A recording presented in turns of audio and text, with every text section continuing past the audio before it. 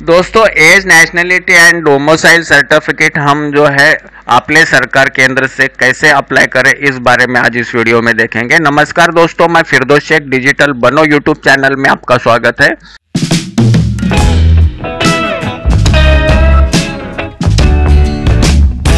दोस्तों यदि अगर आपको महाई सेवा की आईडी मिली है, अपने सरकार की आईडी मिली है, तो आप उस वक्त जो है ये अपने सरकार के पोर्टल से आप कैसे मैंने डोमिसाइल सर्टिफिकेट अप्लाई करेंगे, कैसे डाउनलोड करेंगे, इस बारे में ये कंप्लीट प्रोसेस के बारे में हम इसमें देखेंगे।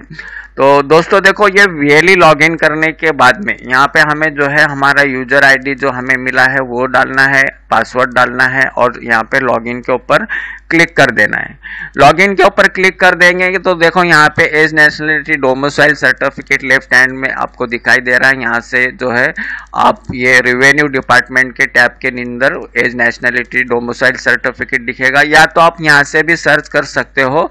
एज नेशनलिटी डालेंगे तो यहाँ से भी तुमको ये और तुम्हारा जो सर्विस है ये आपको दिखाई देगा। तो यहाँ पे जैसे ही तुम है ना ये करेंगे तब यहाँ पे डॉक्यूमेंट रिक्वायर्ड आपको दिखाई देगा, ये एक बार तुमको पढ़ लेना है।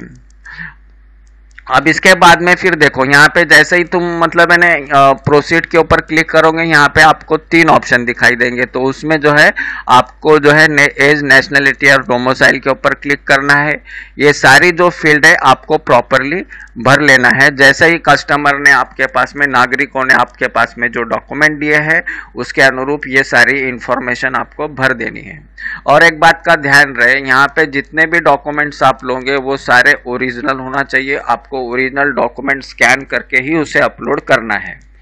और दूसरी बात, यहाँ पे जब एज नेशनलिटी और डोमिसाइल सर्टिफिकेट ये महाराष्ट्र में अगर आप 15 साल या उससे ज़्यादा रहते हो तो ही आपको ये सर्टिफिकेट मिलता है। अगर किसी का जन्म महाराष्ट्र का है तो उसको है ना 4 से 5 प्रूफ भी अगर देंगे तो सफिशिएंट होता है। जैसे उसका बर्थ सर्टिफिकेट या तो स्कूल का लिविंग सर्टिफिकेट, बीच में और बीच के जो है 3-4 डॉक्यूमेंट, और उसके बाद में फिर करंट डॉक्यूमेंट, ऐसे 4-5 अगर भी डॉक्यूमेंट्स रहेंगे तो उसको है ना ये एज नेशनलिटी डोमिसाइल सर्टिफिकेट मिल जाता है। लेकिन जिसका जन्म महाराष्ट्र के बाहर हुआ है, ऐसे वक्त में आपको कंटिन्यूस 15 साल के प्रूफ आपको है ना अपलोड करना है। अब मान लो अभी यहाँ अभी 2022 चल रहा है, तो समझो 2005 या 6 से अगर है ना वो जो सिटीजन है वो महाराष्ट्र में रहता है, तब फिर आपको 2006 का प्रूफ, 2007 का प्रूफ, 2008 का, ऐसे हर साल के प्रूफ जो है आपको यहाँ पे अपलोड करना पड़ेंगे। उनकी एक पीडीएफ फाइल बनानी पड़ेगी और वो आपको अपलोड करना पड़ेगा। तो ये जो जिसका जन्म आउट ऑफ महाराष्ट्र का है तो उनके लिए कंटिन्यूस सलग पुरावा जो है आपको 15 साल का देना है। ये बात का आप ध्यान रहे। अब उसके बाद में फिर ये आवश्यक जो कागज पत्र है, जो नेसेसरी जो डॉक्यूमेंट्स है आपके पास में, जो अपने ये 15 साल के अनुरूप जो भी पुरावे आपने लिए हैं, तो वो आपको फिर यहाँ पे जो है अपलोड कर देने हैं। और ये ऐड बटन के ऊपर आप क्लिक करेंगे और उसके बाद में फिर जो भी डॉक्यूमेंट्स है उसे अपलोड करने के बाद में यहाँ पे पहले आप डॉक्यूमेंट सिलेक्ट करेंगे। ऐड जो भी डॉक्यूमेंट है उसे सिलेक्शन करने के बाद में उसका डिस्क्रिप्शन लिखेंगे। अभी जैसे डिस्क्रिप्शन में देखो रेसिडेंस प्रूफ बाय तलाठी, और उसके बाद में फिर वो इन्फॉर्मेशन, डॉक्यूमेंट का इन्फॉर्मेशन ये प्रॉपर आपको है ना फिलअप करना है। या तो अगर आप स्कूल का एलसी अगर है ना अपलोड कर रहे हो तो वहाँ पे school LC issued by so and so institute, wide registered number so and so, dated so and so, ऐसे करके आपको वो इन्फॉर्मेशन आपको लिखना है। और उसके बाद में फिर ये आपको प्रोसीड के ऊपर, कंटिन्यू के ऊपर क्लिक करना है। उसके बाद में जो है आपको फिर यहाँ पे फ़ोटो अगर आपके पास में है तो फ़ोटो अपलोड कर देना है, या तो आप वेब कैम से भी उसका कस्टमर का, अर्जेदार का जो है आप यहाँ पे फ़ोटो अपलोड करना है। उसके बाद में फिर यहाँ पे प्रोसीड के ऊपर क्लिक करेंगे, वापस प्रोसीड के ऊपर क्लिक करेंगे तो देखो ये पेमेंट के लिए फिर हमें है ना ये आपको पेमेंट करना है। आप पेमेंट का जो है आपके जो वॉलेट का पासवर्ड है वो डाल के यहाँ पे आपको पेमेंट कर देना है। उसके बाद में प्रोसीड टू पेमेंट।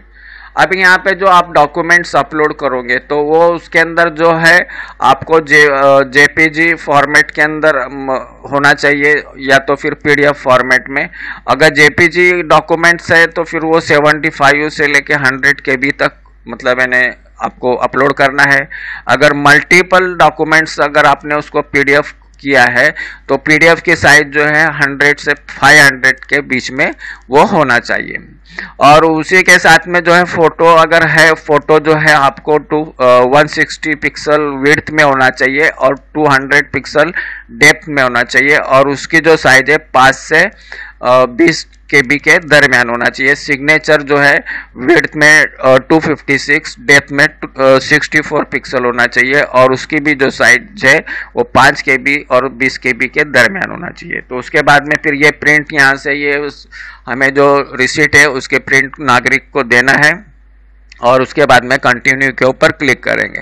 जैसे ही हमारा ये सबमिट हो जाता है तो फिर ये तहसीलदार के जो है लॉगिन के अंदर यहाँ पे ये आप तहसील का प्रमाण पत्र जो है तपासने के लिए जाता है और उसकी जो तहसील ऑफिस के अंदर डेस्क 1 के लॉगिन के अंदर ये तुम्हारा सर्टिफिकेट उनको दिखेगा। तो डेस्क 1 का अधिकारी जो है उसको मतलब मैंने स्क्रूटनी करेगा, उसके अंदर दिए हुए सब पेपर्स बराबर रहेंगे तो फिर वो डेस्क 2 के लिए भेजेगा। डेस्क 2 के अधिकारी अगर उसको फिर वापस से मतलब मैंने उसका स्क्रूटनी करेंगे और उस आपके जो अपलोड डॉक्यूमेंट्स है, आपने जो भी डॉक्यूमेंट्स प्रोवाइड किए वो अगर सही है तो फिर डेस्क 3 के को मतलब मैंने फॉरवर्ड करेगा और डेस्क 3 के अधिकारी फिर उसको जो है डिजिटली स्वाक्षरी से उसका जो सर्टिफिकेट है वो उसे सर्टिफाइड करेंगे।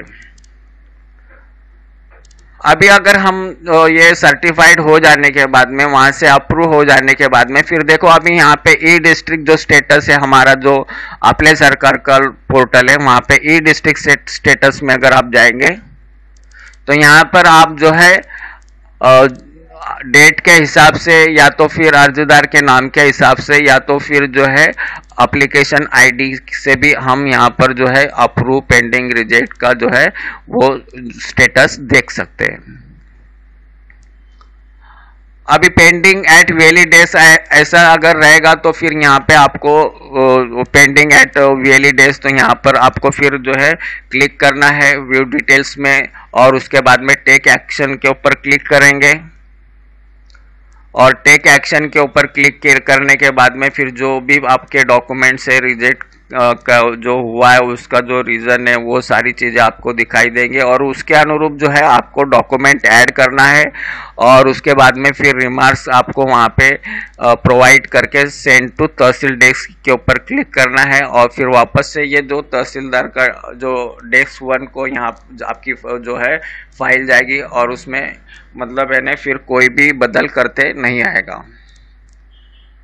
अब आप अगर ये आपका अप्रूव हो गया है तब फिर आपको जो है ये डाउनलोड के ऊपर यहाँ पे एप्लीकेशन के ऊपर क्लिक करेंगे और उसके बाद में फिर नए विंडो के अंदर आपको जो है ये सर्टिफिकेट दिखेगा। ये सर्टिफिकेट को फिर आपको डाउनलोड कर लेना है और ये डाउनलोड करके फिर आपको जो है नागरिक को ये प्रमाण पत्र देना है।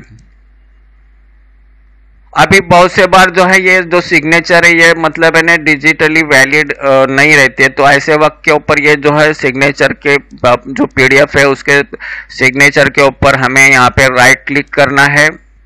राइट क्लिक करने के बाद में वैलिडेट सिग्नेचर के ऊपर क्लिक करेंगे। सिग्नेचर प्रॉपर्टीज के ऊपर हम क्लिक करेंगे। उसके बाद में शो सिग्नेचर सर्टिफिकेट पे क्लिक करना है।